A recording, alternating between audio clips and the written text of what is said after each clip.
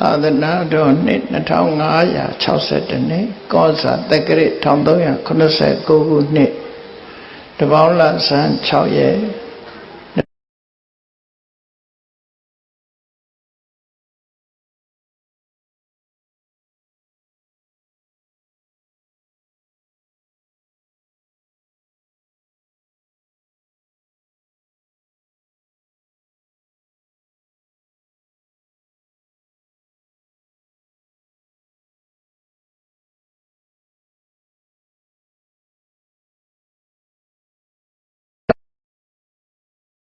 ဓမ္မနှစ်ဖက်မိဘများအားအမှုထား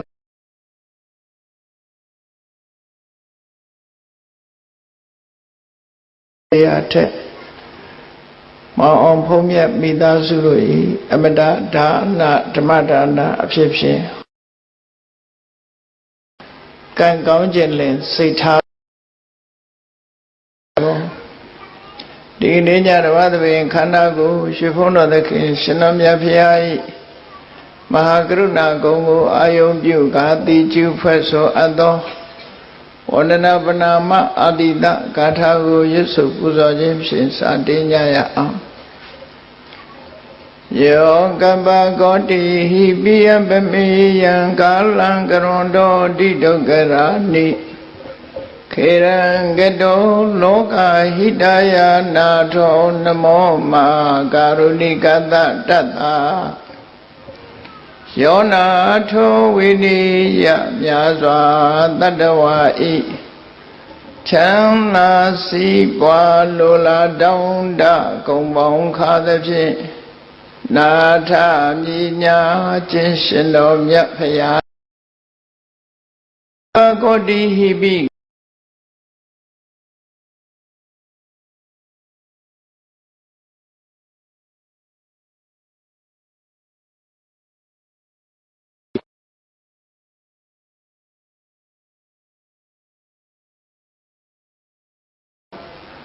လောကဟိတယ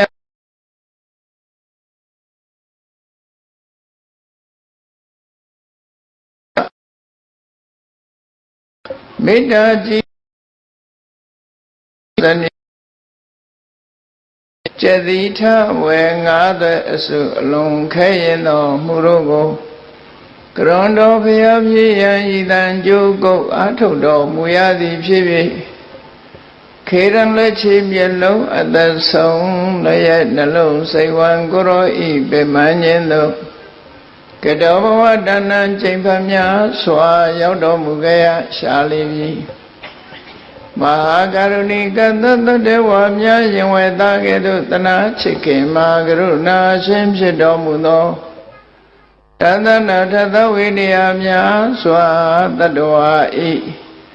ချမ်းသာစီးပွားလိုလားတောင်းတကုံပေါင်းခါသဖြင့်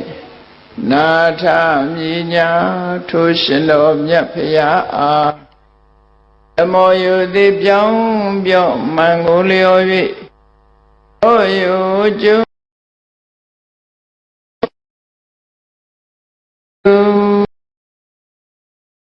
အာစေတတိ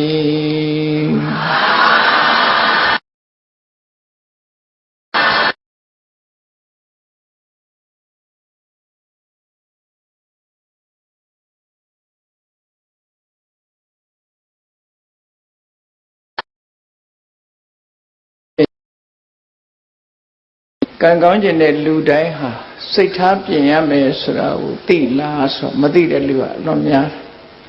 အဲ့တော့ကံကောင်းခြင်းတော့ဘာတွေလုပ်တုံးဆိုကံကောင်းမဲ့ထင်ပြီးတော့တခြားလုပ်တွေလုပ်ကြတာသာသနာ့ဘာအခါမှာဆိုရင်ကံကောင်းမှုအတွက်ဆိုပြီး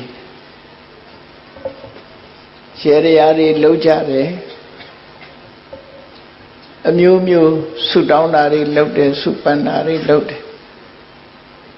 အဲ့ဒါတွေလုပ်ရုံနဲ့ကံကောင်းနိုင်သလားဒီကနေ့ခေတ်မှာတောင်မှပဲကံကောင်းခြင်းတဲ့ပုဂ္ဂိုလ်ကလက်ကောင်းတဲ့အရာတွေကိုအဆောင်အဖြစ်အသုံးပြုနေကြသေးတယ်စဉ်းစားကြည့်ရမှာဖြစ်တယ် ကံကောင်းခြင်းတို့အဆောင်ကောင်းတွေလှုပ်ချတယ်နာမည်ကြီးဖရာပထိုးတွေသွားပြီးတော့အမျိုးမျိုးဖုံဖုံလှုပ်ချတယ်ရိစိတ်တာတို့ဆုတောင်းတာတို့ပန်းလူရတောင်းရိုးရိုးပန်းမဟုတ်ပဲနဲ့ပေရင်ဆရာညွှန်းတဲ့ပန်းမျိုးနဲ့လှူထမ်းကြတာစဉ်းစားကြည့်မယ်ဆိုလို့ရှိရင်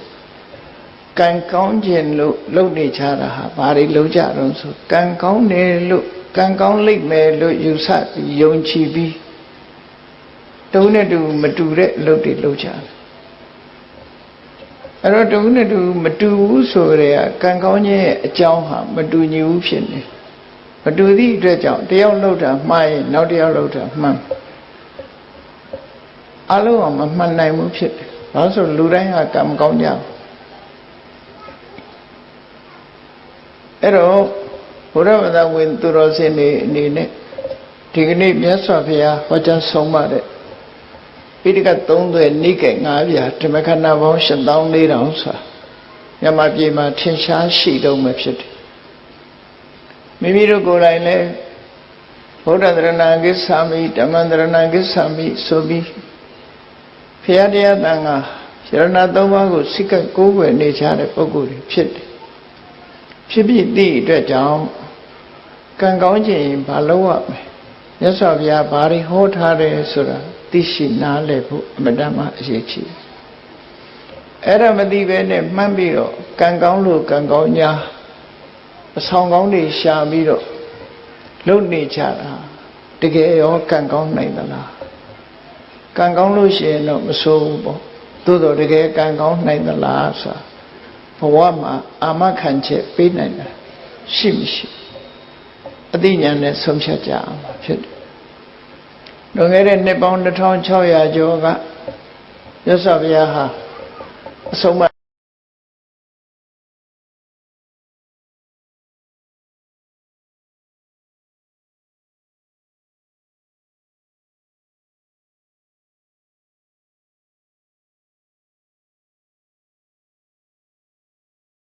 ဖြစ်တယ်။သို့တော့29နှစ်အရွယ်ရောက်တဲ့အခါကျတော့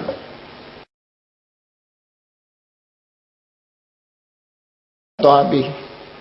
ထိုဗောဓဂယဒေသမှာရှိတဲ့သမထจิตသင်္ကပ်ပြီးသူလိုချင်တဲ့ရှာကြံမှုကြိုးစားအထောက်ခဲ့တယ်ဘုရားဝင်ဖတ်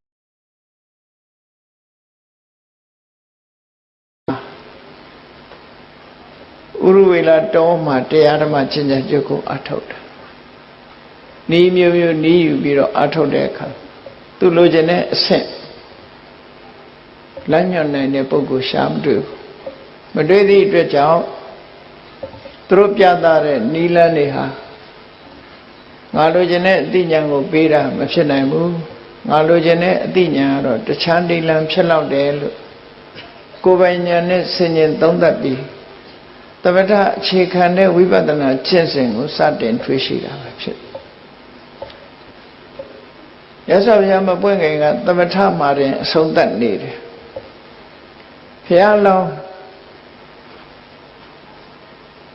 တွေးရှိလာတဲ့အခါကျတော့သမထရဲ့လမ်းဆုံးဟာဗြဟ္မဘုံမှာပဲလမ်းဆုံးတယ်ဒါကြောင့်မို့30ဘုံကမထွက်နိုင်သေးဘူးဒီသမထကျင့်စဉ်နဲ့တာလွန်တဲ့အကျင့်တစ်ခုရှိရမယ်အဲ့ဒီအကျင့်ကိုရှာတဲ့အခါမှာဝိပဿနာဆိုတဲ့အကျင့်အသိပညာနဲ့မှသာတွေ့နိုင်တယ်သမထဆိုတာသမာဓိစွမ်းအားကိုမြင့်တင်တာပဲဖြစ်တယ်ဝိပဿနာရောက်တဲ့အခါမှာအသိပညာကိုမြင့်တင်တာမြင့်မားတဲ့အသိဉာဏ်တစ်ခုဖြစ်လာတယ်တန်ရောကလွတ်ရနိဗ္ဗာန်ကိုအောင်ပြုနိုင်တယ်လို့ဆိုတာကိုယ်တိုင်သိရှိပြီးကိုယ်တိုင်နည်းစနစ်နဲ့ကျင့်ကြံကြကိုအထောက်လိုက်တော့မှာဖျားဖြစ်လို့ရောက်တာကပိလဝမှာမွေးပြီးအိန္ဒိယနိုင်ငံမှာတရားကျင့်တယ်တရားကျင့်ပြီးတဲ့အခါမှာသူကဲ့သို့ထူးခြားတဲ့အသိဉာဏ်တွေကိုရချင်လို့ရှိရင် mà lâu em mà để lâu em mà thì nó cứ sinh lên họ đã dễ chỉ giống mình đấy về lăng á toa em ấy số đó làm cha vô ya mà đam mà dễ chỉ đã cho một mimi của nếp bóng xì cha xóa mimi nam mà nề bi rồiพิสูจน์နေကြတယ်ကပိလုမြို့ကမြို့သားတွေလို့ဆိုရတယ်ကွန်တင်ညာစတဲ့ပစ္စဝဂီတွေသူတို့တက်ရှိနေတဲ့ဣတိပတနာမိဂရာအောင်တော်ဘက်ကိုကြွားသွားပြီးတပည့်စัจ जा တရားဟောတာတပည့်စัจ जा တရားဟောတယ်ဆိုတာမလောရမှနဲ့လောရမှဒီနှစ်ခုရှင်းလင်းပြတ်သားစွာဟောကြားခြင်းပဲဖြစ်တယ်ထူးခြားတဲ့အသိဉာဏ်တစ်ခုရဖို့အတွက်ရှောင်ရံနဲ့ဆောင်ရံအဲ့တော့ရှောင်ရံဆိုတာကိုနှစ်ခုဟောတဲ့အခါမှာဒွေမိဘိခွေအန္တာပပိစိတေနနာသိဝိတ္တပါဒီလမ်းနှစ်လမ်းတော့မလိုက်နဲ့ဒီလမ်းလိုက်လို့ရှိရင်ထူးခြားတဲ့အသိဉာဏ်ရမှာမဟုတ်ဘူးဘယ်လမ်းနှစ်လမ်းလဲလို့ဆိုရင်ကာမေတုကာမတုခဏိကနိယောကိုကာမကိစ္စတွေမှာကာမချမ်းသာကိုခံစားဖို့ကြိုးစားတဲ့လောက်ရအသိဉာဏ်တွေကိုဖြစ်စေနိုင်တာမဟုတ်ဘူးဒါကြောင့်မို့ကာမဒုက္ခရရှိခံစားဖို့ကြိုးစားမှုဆိုတဲ့ဒီလမ်းကြောင်းကမသွားနဲ့နောက်တစ်လမ်းကထိုခေတ်မှာခေတ်စားနေတဲ့ခန္ဓာကိုယ်ကိုညှဉ်းပန်းနှိပ်စက်မှအသိဉာဏ်ဆိုတာရတယ်ဇိမ်ခန်းနေလို့ဘာမှမရဘူးခဏိကလည်းပြောတာပဲ no pain no gain ဆိုအနာခံမှသာဆံရမယ်အနာခံတိုင်းသာဆံနိုင်သလားဒါလည်းစဉ်းစားကြည့်အောင်အနာခံယုံနဲ့အသာဆံနိုင်တာဟုတ်ပါမလားဆိုကိုယ်ကိုစဉ်းစားကြည့်အဲ့တော့အဲ့ဒီခေတ်ကလည်းပဲအတ္တကိလမထနုယောကိုကိုပင်မဆင်းအောင်လုပ်ပြီးမှအသိဉာဏ်တစ်ခုရလာမယ်လို့ယုံကြည်ပြီးတော့ပင်မဆင်းရဲ့လမ်းကြောင်းကိုလိုက်တယ်အဲ့ဒီလမ်းကြောင်းဟာလည်းပဲမမှန်ဘူးအဲ့ဒီလမ်းလည်းမသွားနဲ့ဆိုပြီးမြတ်စွာဘုရားကဗုဒ္ဓလမ်းစဉ်မစ္စည်းမပฏิပဒါဆိုတာကိုစတင်ပြီးတော့ချပြခဲ့တာအယမေဝရိယောအယံခောတဘိက္ခွေမစ္စည်းမပฏิပဒါလိုက်ရမဲ့လမ်းကဣတိခောဘိက္ခွေဥဘောအန္တိအနုပကမအဲ့ဒီနှစ်လမ်းကိုရှောင်ရှားပြီးတော့မစ္စည်းမပฏิပဒါတထာဒေနဘိတံဗုဒ္ဓငါတွေးတဲ့ဟောဒီမစ္စည်းမပฏิပဒါလမ်းကြောင်းအလယ်လမ်းကြောင်းဆိုဒီမှာဘာကိုပြောတာလဲဆိုရင်ကာမဂုဏ်ချမ်းသာကိုခံစားဖို့ကြိုးစားတဲ့လမ်းလည်းမဟုတ်ဘူးဆင်းရဲဒုက္ခကိုခံမှအသိဉာဏ်ရမယ်ဆိုတဲ့လမ်းကြောင်းလည်းမဟုတ်ဘူးအဲ့ဒီလမ်းကြောင်းနှစ်သက်ရဲ့ဟိုဘက်ဒီဘက်အစွန်းမရောက်တဲ့အလယ်လမ်းကြောင်း middle way လို့ဆိုရယ်မစ္စည်းမပฏิပဒါလမ်းကြောင်းငါတွေ့ထားတယ်အဲ့ဒီလမ်းကြောင်းကသွားမယ်ရှောင်ရမှလည်းဆောင်ဒါကိုဟောပြအဲ့တော့အလယ်လမ်းကြောင်းဆိုတာဟာဘာကြောင့်အလယ်လို့ပြောရတော့လို့ဆိုလို့ရှိရင်သူကအစွန်းရောက်နေတဲ့လမ်းကြောင်းကတော့ချမ်းသာဒုက္ခဟူသမျှအမှန်မြင်မှုအတွက်ဘာလို့မတွေးလို့ရှိရင်ဘာမှမသိဘူးတို့ဆိုတော့ကံကောင်းညင်တယ်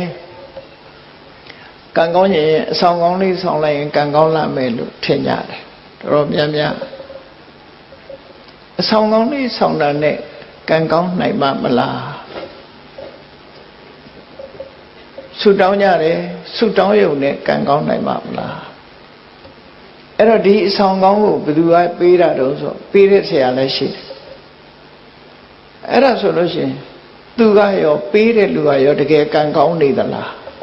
မေးဖို့လိုတယ်လေအဆောင်ကောင်းတွေပေးတဲ့ပုဂ္ဂိုလ်ကရောတကယ်ကံကောင်းသူဟုတ်ကလားနော်ဆေးဆရာကိုယ်တိုင်ကတည်တတ်တယ်ဆိုရင်သူကမတည်အောင်ကုနိုင်တယ်ဆိုတာဖြစ်နိုင်ပါမလားဖြစ်နိုင်ဘူးလေအဲ့တော့ ဆောင်ပေးတဲ့ပုဂ္ဂိုလ်ကိုယ်တိုင်ကရောကံကောင်းနေသလားဆိုစဉ်းစားဆုတောင်းရုံနဲ့ကံကောင်းနိုင်သလားလို့ဆိုတော့စဉ်းစားကြည့်မယ်ဆိုသူလည်းဆုတောင်းမှာပဲငါလည်းဆုတောင်းမှာအဲ့တော့ဆုတောင်းလို့ကံကောင်းမယ်ဆိုလူတိုင်းကံကောင်းကြမှာပဲဒါအားလုံးကဆုတောင်းကြမှာ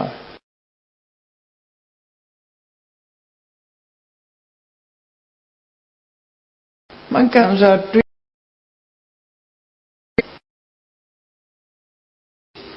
မကံနဲ့အတွေးနိုင်မှမကံနဲ့အမြင်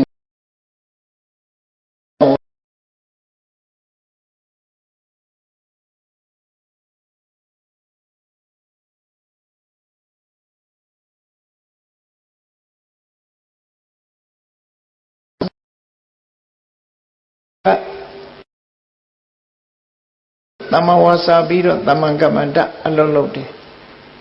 အပြောနဲ့အလုံးနဲ့ပဲအသက်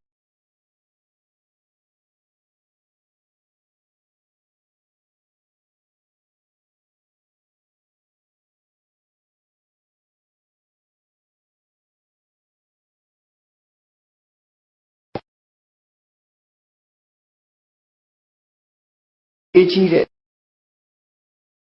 မမှန်ကန်ကန်ကြိုးစားမှုဟာအရေးကြီးကြိုးစားပြီဆိုရင်ကိုလုပ်တဲ့အလုပ်နဲ့ပတ်သက်ပြီးတတိရှိနေဖို့သမ္မာတတိရှိနေတဲ့အခါမှာစိတ်တည်ငြိမ်မှုကအရေးပါတယ်ဆိုသမ္မာသမာဓိဟောမြတ်စွာဘုရားဟောထားတဲ့မဂ္ဂင်၈ပါးတရားဆိုတာနိဗ္ဗာန်ထိအောင်ပို့ဆောင်နိုင်တဲ့စွမ်းရည်တတိရှိတယ်လူလောကမှာလည်းပဲကံကောင်းမှုအတွက်ထောက်ကူတွေအများကြီးဖြစ်စေတယ်ဒီလိုဆိုလို့ကံကောင်းမှုဆိုတာအလွယ်လေးနိဗ္ဗာန်ရဖို့သာခက်တာ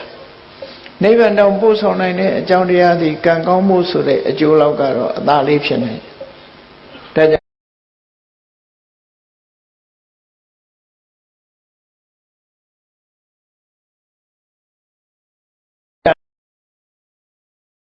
ကြောင့်သွားမြင်တယ်ပြင်းစရာကြီးလို့ထင်နေမယ်တရားအထုတ်မှဖြစ်တယ်လို့ထင်နေတယ်ဒီလိုမဟုတ်ဘူးနော်ဒီနဲ့မှန်ကန်တဲ့အမြင်ရှိရမှန်ကန်တဲ့အတွေးရှိရမယ်ဟုတ်လားပြုလုပ်တာတမွေးဝါကြောင့်လုပ်တာကြိုးစားတာအထုတ်တာတတိရှိတာစိတ်တည်ငြိမ်မှုရှိတာဒါတွေကဒီရှစ်ခုနဲ့ဖွဲ့စည်းထားတာကိုမက္ခလမ်းကြောင်းလို့ဆိုလိုတယ်ပေါ့အဲ့ဒီလမ်းကြောင်းကြီးကနေသွားရမယ်လို့လောကမှာတန်တရားဥက္ကတောင်လွတ်စေတတ်တဲ့ဒီလမ်းကြောင်းဟာကံကောင်းဖို့ရာအတွက်ကတော့အသာကလေးဖြစ်နိုင်တဲ့လမ်းကြောင်းပဲလို့အဲ့တော့မြတ်စွာဘုရားကဒီလိုလမ်းကြောင်းဖွင့်ပြပြီးမှန်ကန်တဲ့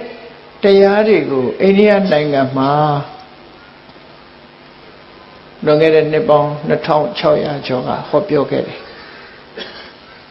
ဟောပြောလို့မြတ်စွာဘုရားဟောပြောချက်အတိုင်းလိုက်နာဆောင်ရွက်ကြသည့်အတွက်ကြောင့်ကံကောင်းသွားကြတဲ့ပုဂ္ဂိုလ်တွေအများကြီး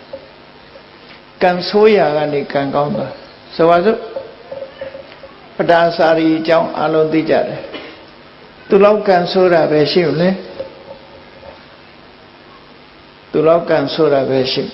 တောကြီးမြက်မဲခရီးသွားလာတဲ့အချိန်မှာလူမမဲအရွယ်သားကလေးတယောက်အာကိုရတဲ့လင်းယောက်ျားနဲ့အတူလာအဲ့ဒီမှာလမ်းမှာပဲမီးဖွာတဲ့အချိန်ကလည်းတကယ်ကိုမိုးကအကြီးကျယ်ရွာနေမိုးခိုးကြမရှိဘူးတစ်ပင်အောက်မှာသူကိုယ်တိုင်ကကြောကိုမိုးဆုပ်ခံပြီးကလေးမိုးမစော့အောင်ထိမ့်သိမ်းဆောက်ရှောက်နေရတဲ့အနေအထားမျိုးစဉ်းစားကြည့်အဲ့ဒီအချိန်မှာချမ်းတို့မီးလုံမိုးရာအတွက်ထင်း600ဖို့ဆိုမတန်ခဲနေလေထင်း6သွားခွေတာမမြင်မကန်းနဲ့မဟောက်ကထွက်ပြီးကိုက်လိုက်တဲ့အခါသေဆုံးသွားယောက်ျားသေဆုံးသွားလူမမဲကလေးလေး2ယောက်နဲ့သူ1ယောက်ထဲတော်ထဲမှာတညလုံးအဲ့ဒီကနေပြီးတော့ကလေး2ယောက်လက်ဆွဲပြီးညကရွာထားတဲ့မိုးကအလွန်ကြီးတော့ချောင်းရည်ကကြီးနေတယ်အစိရဝတီမြစ်ဆိုတာတခဏပဲရေရှိတဲ့မြစ်ပဲအဲချောင်းရည်ကိုဖြတ်ကူးတဲ့အခါမှာလူမမဲသားကလေးကိုပွေ့ချပြီးဟိုဘက်ရောက်အောင်ပို့ ပြန်လာတဲ့အချိန်မှာမွေးပြီးကစားကလေးဆိုနီရဲရဲသေးသေးလေးတားတစ်ထင်ပြီးတော့စွန်ကဝဲနေရအနေထိုးဆင်းပြီးတော့ချီတယ်ကိုကလည်းမြစ်လက်ကောင်ရောက်နေပြီဆိုတော့မောင်းမွေရခက်သွားအဲ့ဒီမှာအော်ပြီးတော့မောင်းရကနေဟိုတစ်ဖက်ကမ်းမှာစောင့်နေတဲ့သားကသူခေါ်တဲ့ထင်ပြီးရေတဲ့အဆင်းလိုက်ရေတဲ့ပါသွားလမ်းမှာအာကိုရမဲ့ကိုသူ့ရဲ့အမျိုးသားသိဆုံးသွားတယ်စိတ်နှလုံးဖြည့်ပေးနိုင်တဲ့သားလေးနှစ်ဦးကလည်းပဲတဦးကစွန့်ချီသွားပြီးတဦးကရေထဲပါသွားတယ်ဟိုသူတယောက်တည်းရှိသွားလူဘဝကြုံရတာတွေကိုပြောပြတာနော်ကိုယ်တိုင်ခံစားရရင်ဘယ်လိုနေမလဲစဉ်းစားကြည့်အဲ့ဒီတော့သူ့ဘဝမှာခံစားလို့စိတ်ဖြည့်စရာဆိုလို့အိမ်မှာအမေရဲ့ဖေးရဲ့မောင်လေးရဲ့ရှိသေးတယ်အာကိုရကြီးနဲ့တာဝတိမြို့သို့တော့လမ်းမှာတွေပဲသတင်းဆိုကြားရတယ်ညကလေကြီးမိုးကြီးကြပြီးတိုက်ပြိုကြလို့အမေလည်းဆုံးအဖေလည်းဆုံးမောင်လေးလည်းဆုံးဆိုတဲ့သတင်းကြားကဲဒီနေ့မှာဆုတ်တက်သွားပြီးသူဟာတောကဖြစ်သွားအဲ့ဒီတောကကြောင့်ယူသွားတာတောကုံမတ္တကလို့ခေါ်တယ်တောကကြောင့်ယူတာတိကျပြလို့ယူတာမဟုတ်ဘူးတောကကြောင့်ယူသွားတဲ့ပတာစာတွေဟာမြတ်စွာဘုရားနဲ့တွေ့တဲ့အခါမှာပြေရပြေချောင်းမြတ်စွာဘုရားမြင်လိုက်တာနဲ့မြတ်စွာဘုရားနဲ့အခုလိုဒီလိုတရားပွဲကြီးထဲမှာသူကရောက်လာပြီးဘုရားရှိအနာထီအောင်ရောက်လာတော့လူတွေကမဝင်ဖို့တားတယ်ဒါပေမဲ့လို့သူကဘုရားနာထီရောက်လာအဝတ်ကမပါဘူးမြတ်စွာဘုရားကကရုဏာတရားမေတ္တာတရားအကျဉ်းနာမေတ္တာဖြန့်ကျက်ထားတဲ့နှလုံးသားရှိတဲ့စကားနဲ့တတိထားပါလို့ပြောလိုက်တဲ့စကားနားထဲဝင်သွားတဲ့အခါသူတောကလေးဟာရော့ကျသွားအဲ့ဒီအချိန်မှာတတိပြန်ရလာတော့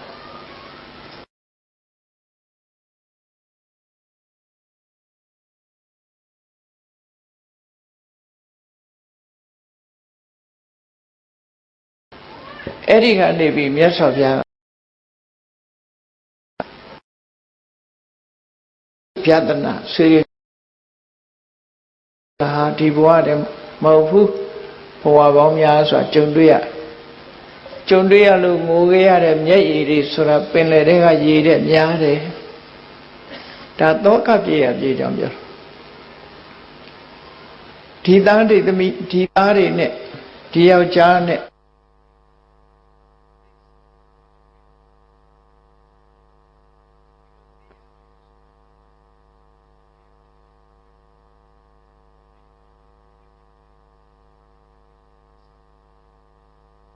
လောကကြီးမှာရှိသမျှနေရာတွေအားလုံးနဲ့လူမျိုးလုံးနဲ့သက်ဆိုင်တဲ့ဆိုတဲ့မြတ်စွာဘုရားရဲ့စကားရှင်းပြတဲ့တရားစကားကိုနားထောင်ရင်အသိဉာဏ်တွေဖြစ်လာတယ်ဟုတ်တာပဲအတယောက်တည်းမှမဟုတ်တာတလောကလုံးဟာအိုခြင်းနာခြင်းသိခြင်းဆိုတဲ့ဆင်းရဲဒုက္ခတွေကြုံတွေ့နေကြတာစဉ်းစားတတ်လားစဉ်းစားဉာဏ်ကမှတောကကိုဖယ်နိုင်တာဖြစ်တယ်အဲ့ဒီချိန်မှာသူတောကရောကြသွားပြီနောက်ဆုံးမှာယဟန်ဘဝရောက်သောတပန်ဖြစ်တရားဆက်ကျင့်တော့ယဟန္တာမဖြစ်သွားတယ်ကြည့်လေလမ်းစဉ်မှန်ကန်တဲ့အမြင်တွေ့လိုက်တဲ့အခါမှာကံဆိုးတဲ့ပတ္တစာရီဟာကံကောင်းသူမှဖြစ်သွားမြတ်စွာဘုရားကအဆောင်ကောင်းပေါ့ဘူးအဲ့ဒီချိန်မှာ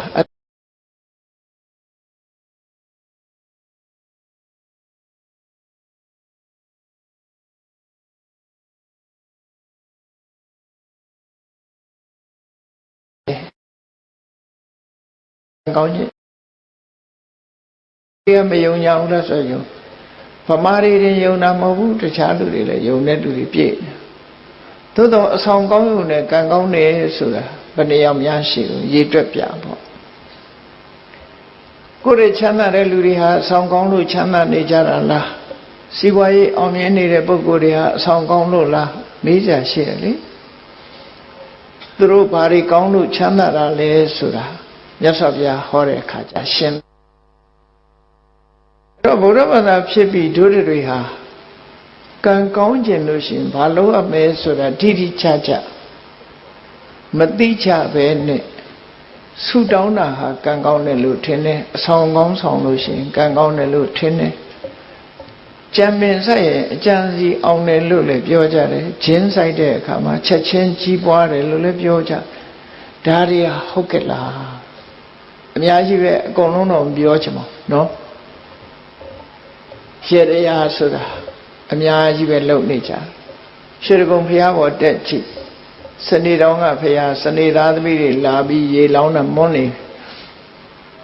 တနင်္ဂနွေတော်ကဘုရားတနင်္ဂနွေသားသမီးတွေလာမောင်းဘာလုပ်ကြတာတော့လို့မင်းကံကောင်းခြင်းလို့လုပ်နေကြတာအဲ့ဒါတွေကတော့ကံကောင်းနိုင်သလား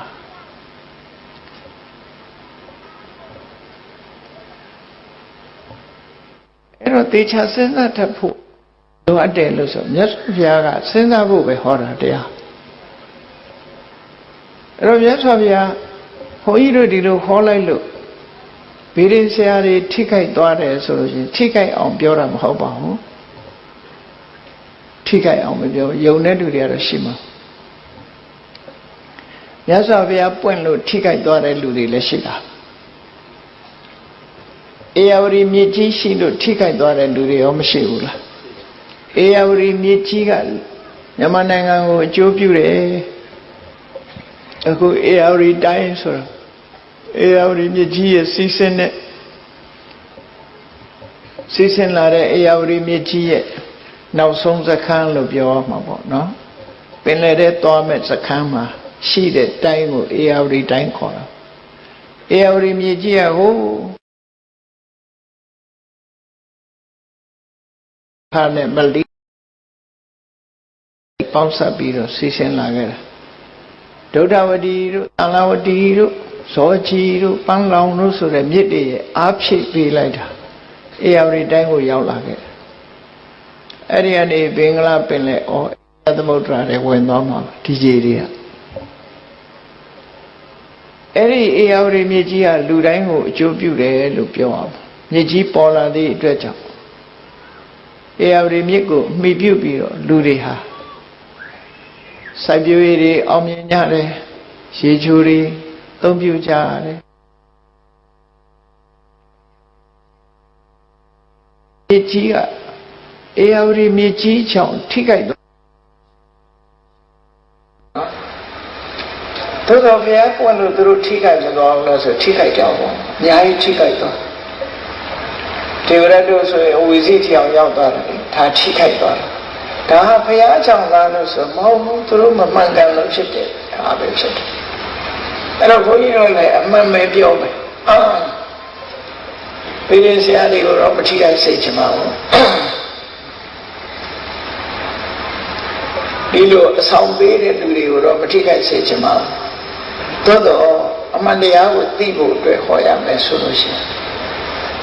ဒါတွေဟာလုံလောက်တဲ့ကောင်းကျိုးချမ်းသာကိုပေးနိုင်စွာမရှိဘူးဆုတောင်းရုံနဲ့ဘာမှမရဘူးဒါဘုရားဟောတာပါဘုန်းကြီးတို့ဟောတာပေါ့မြတ်စွာဘုရားဟောတဲ့စကားလုံးနဲ့ပြောမယ်ဆိုမြတ်စွာဘုရားဟောတယ်အသက်ရှိခြင်းနဲ့ဆိုလို့ရှိရင်အာယုတဝတ္တနိကပฏิပဒါပฏิပစိတပါအသက်ရှိတဲ့အကြောင်းတရားကိုလုပ်ပါဆုတောင်းနေရင်မရပါဘူးစီးပွားဥစ္စာတိုးတက်ခြင်းနဲ့ဆိုရင်စီးပွားဥစ္စာတိုးတက်တဲ့နိလန်းနဲ့ကြိုးစားပါစီးပွားတိုးတက်ပါရစေစီးပွားရေးကောင်းပါရစေနဲ့ဆုတောင်းနေလို့မရပါဘူးဒါဘုရားဟောတာပဲနော်စီးပွားဥစ္စာတိုးတက်ခြင်းစီးပွားဥစ္စာတိုးတက်တဲ့နိလန်းကိုမြတ်စွာဘုရားဟောထားတယ်ဘာဟောထားလဲဥဋ္ဌာဏတမ္မရာလုံလဝိရိယနဲ့ပြည့်စုံရမယ်အာရခတမ္မရာကိုရှာထားတာကိုအလေလွတ်မရှိအောင်ထိမ့်သိမ့်တတ်ရမယ်သမဇီဝိတာမြတ်မြတ်တရသမွေးတတ်ရမယ်ကလျာဏမေတ္တာမိကောင်းဆွေကောင်းရှိရမယ်အဲ့ဒါဒီဘဝမှာစီးပွားဥစ္စာတိုးတက်ခြင်းအကြောင်းနေလို့ဒီလိုပဲဟောတာအဲ့ဒီပဲရေတရားခြေရမယ်လို့မပါဘူးနော်အဆောင်ကောင်းဆောင်ရမယ်လို့မပါဘူးဆိုလိုတာက မြန်မာပြည်မှာဗုဒ္ဓဘာသာလို့သာဆိုသေးတာခဏိချိန်ထိကောတုဟလမင်္ဂလာဆိုတာတွေကမပြောက်သေးဘူးဘယ်နာဒီအစွမ်းတကူရှိတဲ့ပုဂ္ဂိုလ်ပေါ်တယ်ဆိုသွားကြပြီလောက်ကြပြီနော်အဲ့ဒါတွေကမှန်သလားသွားလှူခြင်းတော့လှူပါမလှူပါနဲ့လို့မပြောလို့အမှားအမှန်ကိုတော့သိဖို့ပြောရမှာဖြစ်တယ်ပေါ့နော်အမှားမှန်ကိုသိဖို့လိုတယ်ကိုလုပ်တဲ့အလုပ်ဟာအမှားမှန်ကိုသိဖို့လိုတယ်မှန်မှန်သိရင်တော်ပြီလှူတာကိုယ်သဘောအမှားမှန်သိဖို့လိုတယ်သို့တော့အမှားကိုအမှန်ထင်နေတာတမ္မာဒိဋ္ဌိမဟုတ်ဘူးအဲ့ဒါကြောင့်ဒီကနေ့ထိအောင်ရန်ကုန်မြို့ပါပန္နတော်ပြောပါဦးရန်ကုန်မြို့ကရွှေတကုံသွားကြည့်နော်ဒီကနေ့ထိအောင်ဂျိုးပြေနံပြေတွေနဲ့လုပ်နေကြတော့မှရှိသေးတယ်အဲ့ဒါဘုရားဘာသာရဲ့အသင်္တရမဟုတ်ပါဘူးအဲ့တော့မြန်မာနိုင်ငံကလူတွေဟာဘုရားဘာသာစစ်ဖြစ်တဲ့ပုဂ္ဂိုလ်ရှိကောင်းရှိနိုင်တော့လဲလူတိုင်းဟာဘုရားဘာသာစစ်မဖြစ်သေးဘူးလို့ပဲပြောရမှာဖြစ်တယ်နော်ဘာကြောင့်လို့ဆိုတခြားနိလန်းတွေပေါ်မှာဆွဲလန်းမှုယုံကြည်မှု superstition လို့ခေါ်တယ် superstition ဆိုတာဆွဲလန်းနေယုံကြည်မှုတွေအဲ့ဒါမြန်မာပြည်မှာဘုရားဘာသာလို့သာဆိုတယ် superstition တွေများကြီးဆွဲလန်းမှုတွေများတယ်ကိုလုံးလာတဲ့လုပ်ငန်းတစ်ခုပေါ်မှာဆွဲလန်းနဲ့လုပ်နေကြတာဖြစ်တယ်အဲ့ဒီအဆွဲလန်းကင်းသွားမှဘုရားဘာသာအစစ်ဖြစ်မှာနော်ဒါကြောင့်မို့တရားဓမ္မအရာအဆွဲလန်းမထားပဲနဲ့ကြိုးစားအထောက်ဖို့ဒါပဲပြောချင်တာပါဒီမှာဒါကြောင့်မို့တော့ဒါတော့လမ်းစာလေးတွေဖော်ပြောတာနော်လမ်းစာလေးဖော်ပြောတာဒီကံကောင်းခြင်းလို့ရှိရင်စိတ်ထားကိုပြန်ကံကောင်းခြင်းအဆောင်ရှာရမှာအဆောင်ရှောက်ဆောင်အောင်မှာမဟုတ်ဒီနာကဘုရားဘာသာနိုင်ငံတနိုင်ငံဖြစ်တဲ့ဗမာတွေကခေါ်တော့ရိုးရရားလို့ခေါ်တယ်ထိုင်းနိုင်ငံအဆောင်ကိုအလုံးကိုမမောတယ်ဗမာပြည်တဲ့ဆိုးတယ်သူဘုန်းကြီးတို့စီတောင်ရောက်လာထိုင်းနေတခါရောက်လာပြီးမလုပ်လဲခေါင်းလေးထိုးပြီးခေါင်းပုတ်ခိုင်းတာနာနာရိုက်လိုက်ရင်တော့မှတ်ကောင်းမှတ်သွားလိမ့်မယ်ထင်ခေါင်းပုတ်လိုက်တာနဲ့သူကblessing ပေးတယ်ဆိုပြီးကျင့်တတ်ခေါင်းပုတ်ခံရတာဘာကျင့်တတ်เสียခေါင်းကိုယ်ကောင်းလာပုတ်တယ်ဆိုဘယ်ကျင့်တတ်เสียခေါင်းနော်သူရစီနဲ့ခေါင်းဖြန်းနဲ့ရလိုက်ရင်သဘောတွေကိုကြတပြေကကလေးနဲ့သာရေပက်လိုက်မယ်ဆိုရင်ပုဂ္ဂိုလ်သဘောကြကံကောင်းသွားတယ်လို့စိတ်ထဲမှာထင်တယ်အာမကိုလောက်ပါဘူးအာမကိုလောက်ဘူးဘုရားဘာသာဆိုပြီးတော့အဲ့ဒါတွေအာမကိုသင့်ဘူးလို့ပြောချင်တယ်နော်ဘုန်းကြီးတို့ဟောထားတဲ့ဒီသာသနာနဲ့အစွမ်းတကူများဆိုတရားနာဘူးတဲ့လူလည်းရှိကောင်းရှိတယ်အစွမ်းတကူနဲ့သာသနာဆိုတဲ့နေရာအစွမ်းတကူဆိုတာမရှိဘူးတော့မဟုတ်ရှိအာကိုလောက်တဲ့အစွမ်းတကူမဟုတ်စွမ်းတကူအာကိုလောက်တဲ့အစွမ်းတကူကကိုယ်ထဲမှာပဲရှိကိုယ်ရင်မှာပဲရှိအဲ့ဒါလေးပြောကြတာပဲ we are our own architect ကိုယ်တိုင်ပြုပြင်မှရတယ်ကိုယ့်ရဲ့ architect ကကိုယ်ပဲဖြစ်တယ်ကိုယ်ဘဝကိုယ်ပဲပုံဖော်ရမယ်သူများပုံဖော်တာမဟုတ်ဘူးဘာသာတွေကိုလိုက်ကြည့်လိုက်မယ်ဆိုရင်ဘုရားသခင်လူတော်ကြဆွဲဘာသာတွေဟာအများကြီးတယ်ဘုရားသခင်လူတော်ကြဆိုပြီးတော့တေချာစဉ်းစားကြည့်လို့ရှိရင်အသိဉာဏ်ကိုထိတ်တန်းမတင်လို့အဲ့လိုဖြစ်တယ်အလုံးကအသိဉာဏ်ကိုထိတ်တန်းတင်စေခြင်းနဲ့ဟုတ်မှုစဉ်းစားမြတ်စွာဘုရားကတော့စဉ်းစားခိုင်းတယ်အကုန်လုံးသူပြောတာတောင်မယုံတဲ့အောင်စဉ်းစားလို့ခိုင်းတာသူ့ကိုလည်းဝေဖန်ခိုင်းတယ်ဒါကြောင့်မို့လို့ဘာသာရေးခေါင်းဆောင်တဲ့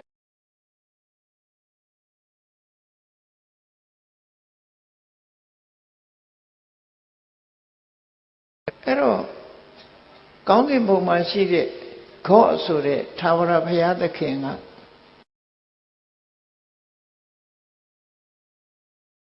ရသူတို့ယုံကြည်ခြင်းယုံကြည် မယုံကြည်တဲ့လူတွေစဉ်းစားဖို့ရပြောပြမလို့ကောင်းကင်ဘုံမှာရှိတဲ့နတ်ရဲ့လူပြေမှာရှိတဲ့နတ်ပန္တနောလူတွေပေါ်လာပါလာတော့မသိဘူးတောင်မြုံမွဲကြတော့အောက်ပိုင်းကလူတွေလာတာတော့တော်များတယ်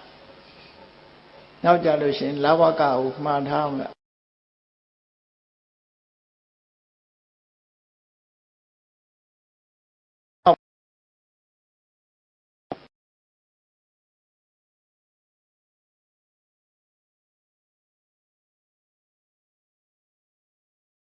ပုံကမြေပြင်မော်ကနတ်ဖက်ဖြစ်ဖြစ်စကားပြောခွင့်ရလားစဉ်းစားကြည့်ဘသူပြောတာလက်ခံရတော့ဆိုမြေကြီးဘောကနတ်ကြောပြောတာလက်ခံရတယ်ကောင်းကင်ဘုံကနတ်ကဒီတမန်တော်ဆိုတာပြောတာနားထောင်နောက်တစ်ခါကြုံလို့ရှိရင်တောင်မြုံလာတဲ့အခါကျတော့တောင်မြုံနတ်နဲ့တိုက်ရိုက်စကားပြောချင်ပါတယ်တယ်လီဖုန်းနံပါတ်ပေးပါလို့သာတောင်းနတ်ကြောကနေတဆင့်မပြောချင်ဘူးသူကိုယ်တိုင်နတ်ကိုယ်တိုင်နဲ့စကားပြောချင်တယ်ကောင်းကင်ဘုံကခေါ်လဲကိုယ်တိုင်စကားပြောချင်တယ်ခုခေတ်တယ်လီဖုန်းတွေပေါ်နေတယ်လီဖုန်းနဲ့ဆက်ပြီးကိုယ်တိုင်ပြောမီဒီယေတာဆိုတဲ့ဈာခံကိုလက်မခံနိုင်ဘူးသူပြောလိုက်အဲ့တော့မြတ်စွာဘုရားရဲ့အဆုံးအမထဲမှာဈာခံမီဒီယာပြောတာကိုလိုက်ခံရတာတခုမှမရှိဘူးနော်တရားကုံတော်6ပါးတဲ့သိတယ်မဟုတ်လားတန်ဒိဋ္ဌိကိုယ်တိုင်မြင်နိုင်တယ်ကိုယ်တိုင်သိနိုင်တယ်သို့တော့ကိုယ်တိုင်သိဆိုလူတိုင်းသိလားလို့ဆိုပစ္စတံဝေရိတဘောဝိညုဟိပညာရှိမှသိပါအသိဉာဏ်ရှိဖို့လိုတယ်အဲ့ဒါကြောင့်မလို့မြတ်စွာဘုရားဟောတဲ့ဟာအဆုံးအမစကားသာလင်ဖြစ်တယ်အဲ့ဒီအဆုံးအမစကားဟာမှန်ကန်တဲ့အဆုံးအမစကားဖြစ်လို့နားထောင်ရုံတသက်နဲ့မပြီးပါဘူးဆေးနဲ့အလားတရတူတယ်ဆေးဆိုတာတောက်မှအကျိုးရမှာဖြစ်တယ်ညွှန်ကြားထားတဲ့ဆေးကိုတောက်ဖို့လိုတယ်လို့ပဲမြတ်စွာဘုရားရဲ့အဆုံးအမဆိုတာလဲဘာလဲလို့မေးလို့ရှိရင်မလုံးရမှနဲ့လုံးရမှဒီနှစ်ခုပဲပြောတာနော်မလုံးရမှနဲ့လုံးရမှဒီနှစ်ခုပဲပြောတယ်ကိုသားသမီးကိုဆုံးမတဲ့မိဘတွေအခုဒီထဲမှာမိဘတွေအများကြီးပါတယ်သားသမီးကိုဆုံးမတာ2မျိုးပဲဆုံးမတာကိုယ့်ကိုယ်လည်းစဉ်းစားကြည့်တို့ဆုံးမတာ2မျိုးတည်းဆိုတာဟုတ်လားလို့ဒါမလုံးနဲ့ဒါလုံးဒီလမ်းမသွားနဲ့ဒီလမ်းသွားဒါပဲမဟုတ်လားမလုံးရမှနဲ့လုံးရမှဒီတစ်ခုပဲပြောတာပဲအချင်းချုပ်လိုက်လို့ရှိရင်မလုံးရမှနဲ့လုံးရမှဒီတစ်ခုပဲပြောမြတ်စွာဘုရားကလည်းဆုံးမတယ်ဆိုတာဒါပဲပြောတာဒါမလုံးနဲ့ဒါလုံးမလုံးရမှနဲ့လုံးရမှဒီနှစ်ခုပဲပြောအဲ့ဒီနှစ်ခုသေးသေးချာချာနားလည်ပြီးတော့ကံကောင်းကျင်လို့ရှိရင်မလုံးရမှကိုရှောင်လုံးရမှကိုလှုပ်ဆောင်ဟောတာကံကောင်းခြင်းအကြောင်းပဲဖြစ်တယ်နော်စေရနာကောင်းလင်ကံကောင်းသည်လို့ပြောတာဟာကစေရနာတစ်ခုတည်းကိုဥတည်ပြောတာအခုဒီကနေ့ညမြတ်စွာဘုရားဟောတဲ့တုတ်တန်တစ်ခုအရာကံကောင်းအောင်တို့ဘာတွေလုပ်ရမလဲကြည့်မြတ်စွာဘုရားက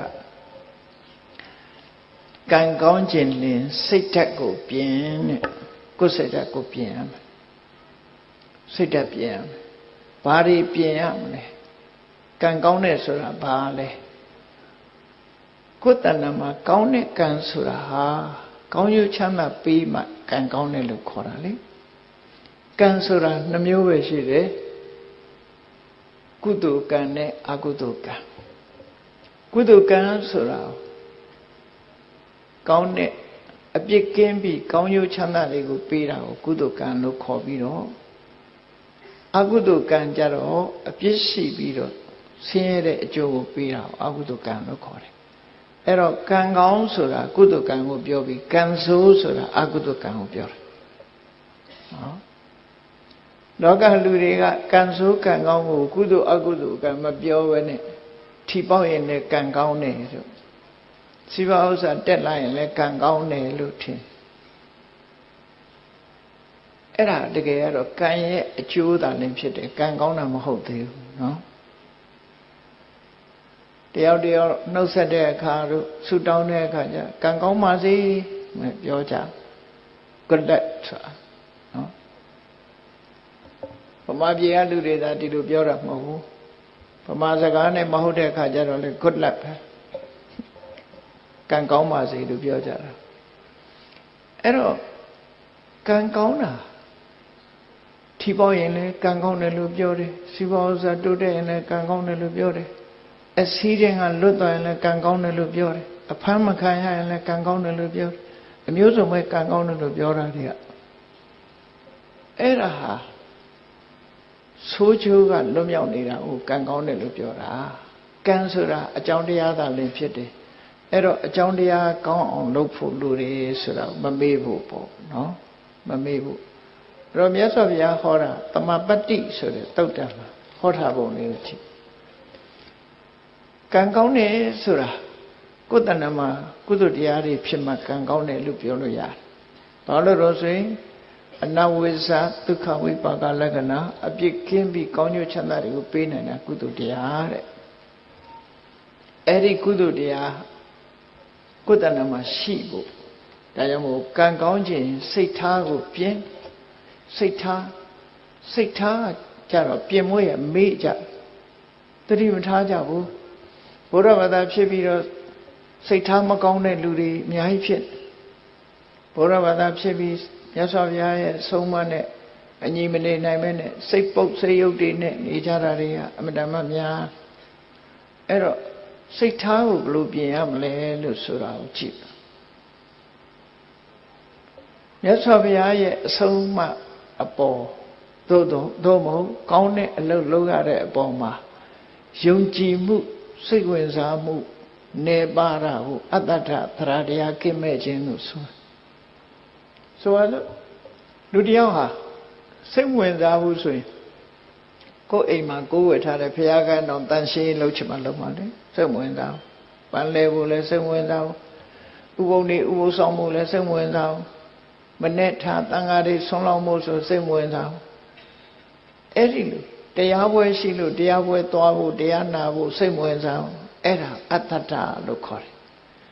အဲ့ဒီအတ္တထဆိုတဲ့မယုံကြည်မှုရှိလို့ရှိရင်စိတ်ကောင်းတဲ့အလုပ်ကိုစိတ်မဝင်စားဘူးဆိုရင်ကံမကောင်းဘူးတဲ့ဒါကြောင့်ကံမကောင်းစေတတ်တဲ့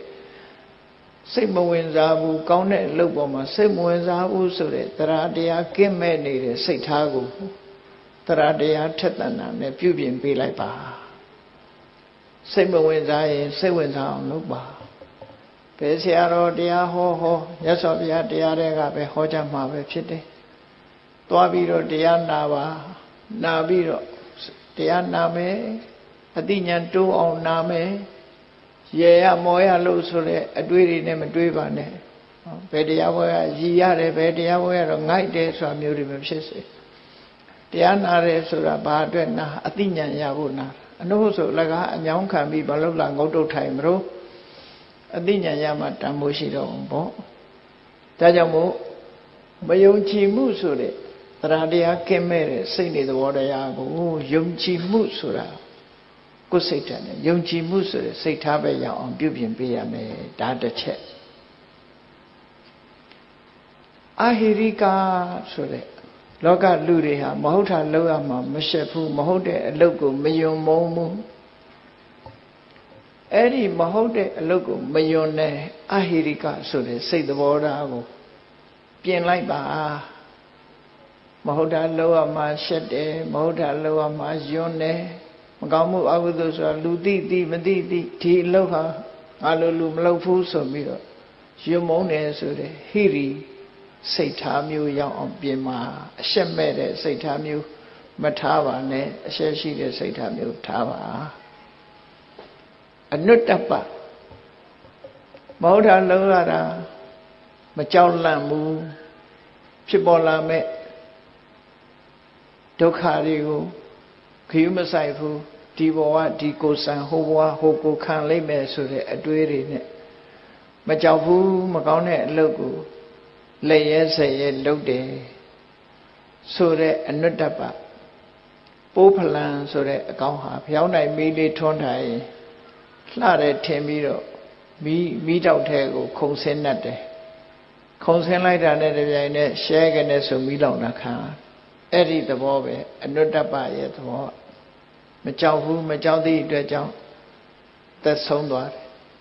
အေးမကောင်းမှုလုပ်ရမှာမကြောက်ဘူးပတ်ဝန်းကျင်ကိုခရီးမဆိုင်ဘူး I don't care ဆိုတဲ့လူတွေပေါ့နော်ဘယ်သူမှခရီးမဆိုင်ဘူးဆိုတဲ့အဲ့ဒီစိတ်ဓာတ်မျိုးကိုပတ်ဝန်းကျင်ကိုလေးစားမယ်အမေဖေးဆရာသမားတွေရဲ့ဂုဏ်သိက္ခာကိုထိမ့်မယ်ကိုယ်ပတ်ဝန်းကျင်ကိုယ်လူမျိုးကိုထိမ့်မယ်ဆိုတဲ့ပတ်ဝန်းကျင်ကိုလေးစားတဲ့စိတ်ဓာတ်မျိုးထားပါတဲ့ပြင်ရမှာဖြစ်တယ်ပေါ့မကောင်းတဲ့အလုပ်ကိုမလုပ်ဘူးနောက်တစ်ခုကဘာတော့ဆို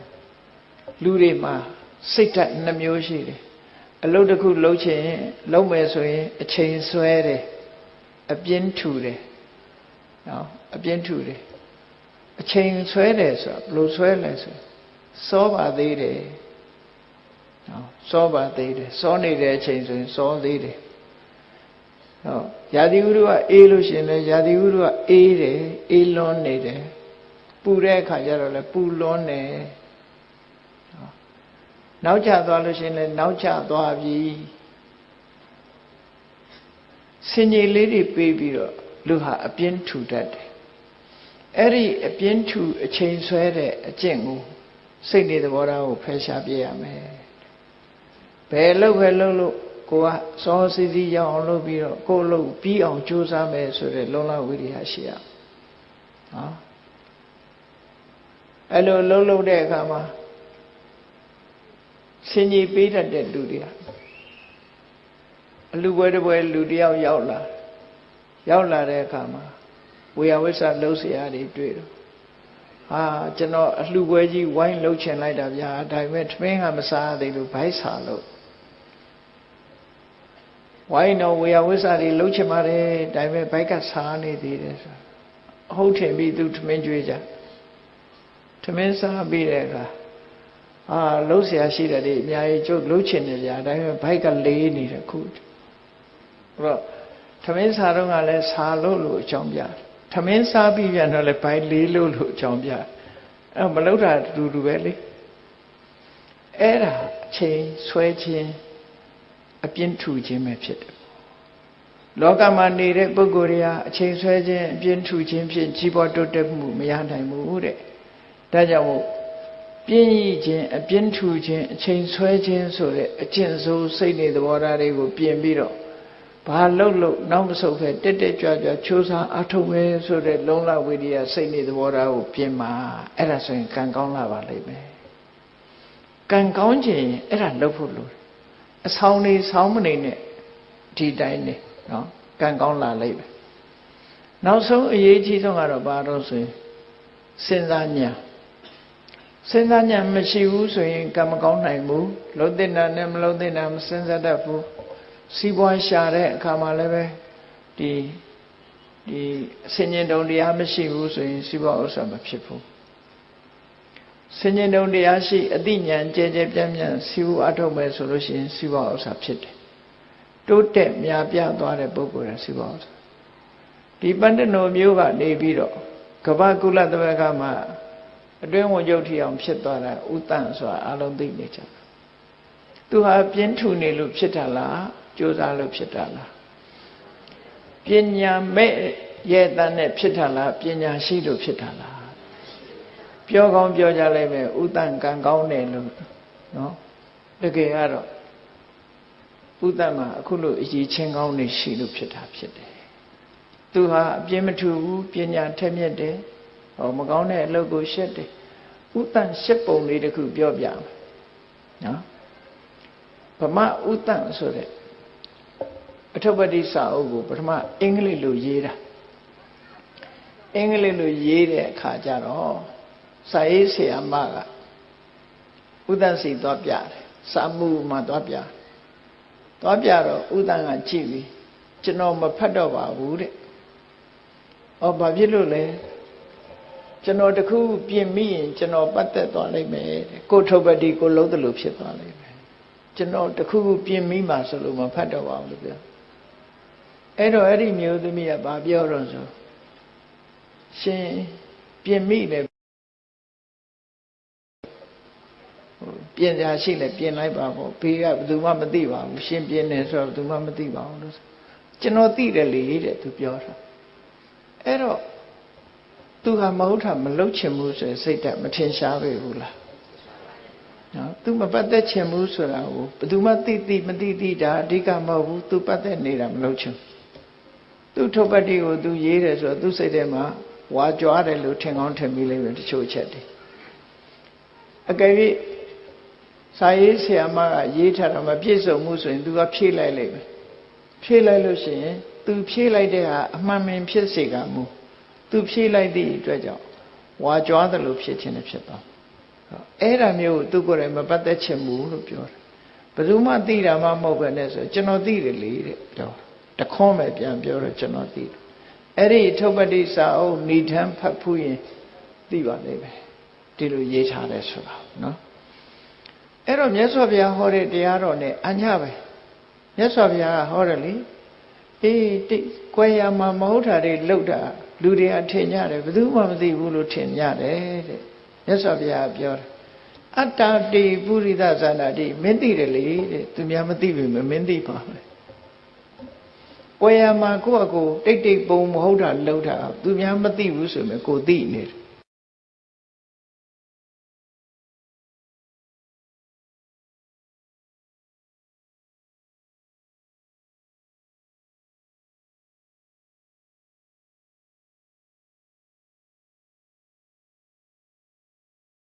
ပံပကရုပတော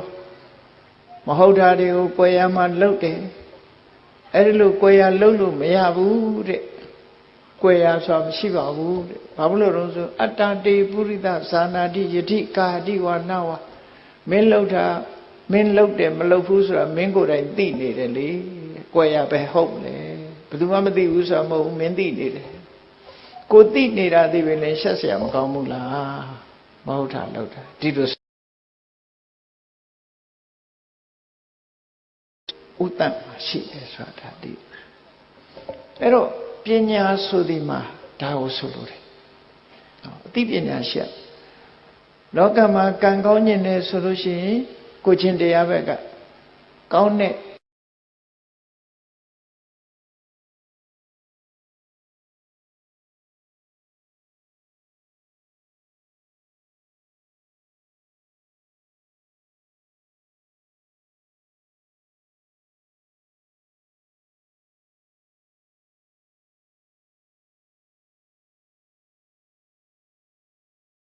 ဆိုအပြစ်မထူရဘူး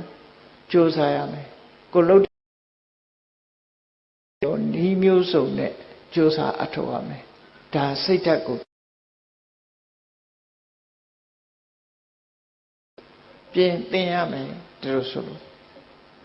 အခုဒီပတ္တနော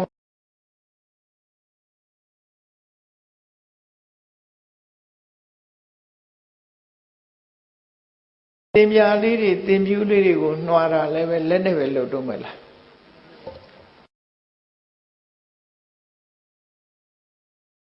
ကိုသင်များအချက်ပေါင်း100လောက်ဖြစ်အောင်ကြိုးစားလာမှဆိုရင်ဒီလိုဖြစ်လာတချို့ဟာအဲ့လိုဖြစ်လာတာပဲလေလက်နဲ့နှွားနေလို့ရှင်သင်ပြူးတစ်ချက်ပြီးဖို့ရအချိန်ယူရလိမ့်မယ်ဆက်နဲ့လှုပ်လိုက်လို့ရှင်အချက်100ပြီးမယ်ဒီနေ့ကိုလက်နဲ့လှုပ်ရင်တစ်ချက်ပဲပြီးမယ်ဆက်နဲ့လှုပ်ရင်အချက်100ဆက်ကိုတီထွင်ရမယ်ပညာမြင့်လာလို့ရှိရင်ဒီသင်ပြူးလေးတွေဟာကဘာကျော်သည်ထီအောင်ဈေးကွက်ရှာဒီလိုလှုပ်ထားတဲ့ထီအောင်ကြိုးစားအဆက်အသွယ်ရှာအဲ့ဒီပညာရည်တွေလှုပ်ပြီးတော့ကဘာကိုပို့နိုင်အောင်ကြိုးစားမယ်သင်္မင်းတွေကိုတိုးဆိုတာအထူကြီးတွေမဟုတ်လားသိပ်ပြီးတော့ခြိချမ်းနဲ့လှုပ်ထားလေပခုတ်ကူဆောင်ကိုဘုန်းကြီးဩစတြေးလျဆိုတဲ့နိုင်ငံမှာမန္တလေး3ယူရိုလောက်ရောင်းရတယ်စဉ်းစားကြည့်ပေါ့60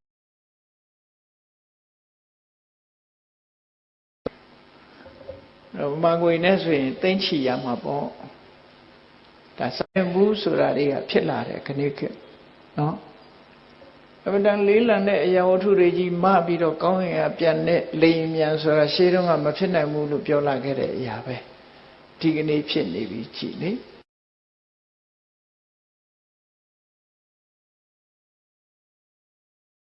တိုးချက်ဆိုင်ပြီးဒီဒေသရဲ့ထွက်ကုန်ဒီဇိုင်းဆန်းဆန်းနဲ့လူတော်မျိုးကြီးဟာတိုက်တည်အရှိုးနဲ့ဆိုပြီးတော့ချမ်းသာမှသိချနော်ဒါလေးနဲ့တင်ကြည်နပ်နေရင်တော့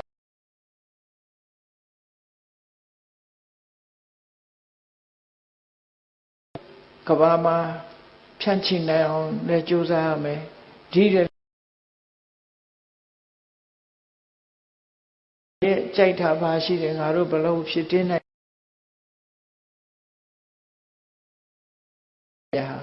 ကဘာမှာပန္တနောဆိုတဲ့နာမည်တ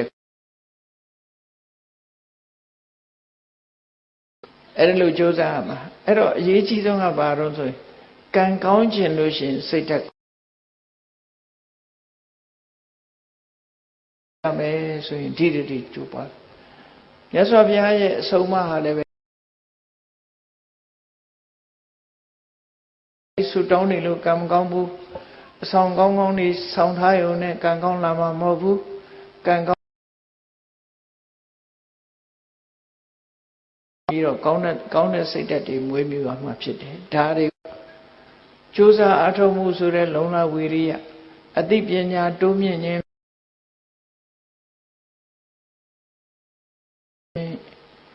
ဘဝမှာကံကောင်းလာပြီ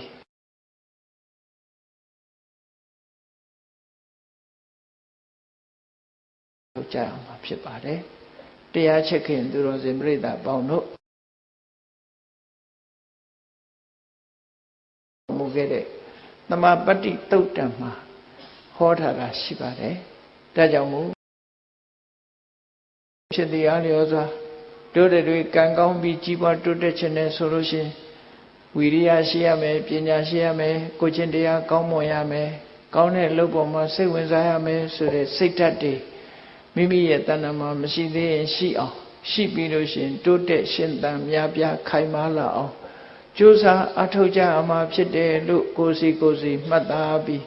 ကျင့်ကြံပွားများကြိုးစားအထောက်နိုင်ကြပါစေကုန်သတည်း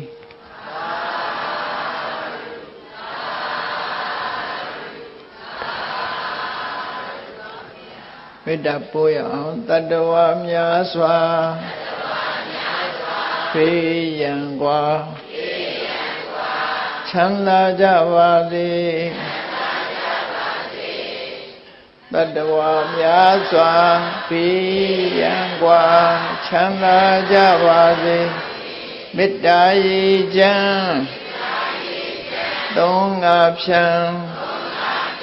ငြိမ်းချမ်းကြပါစေ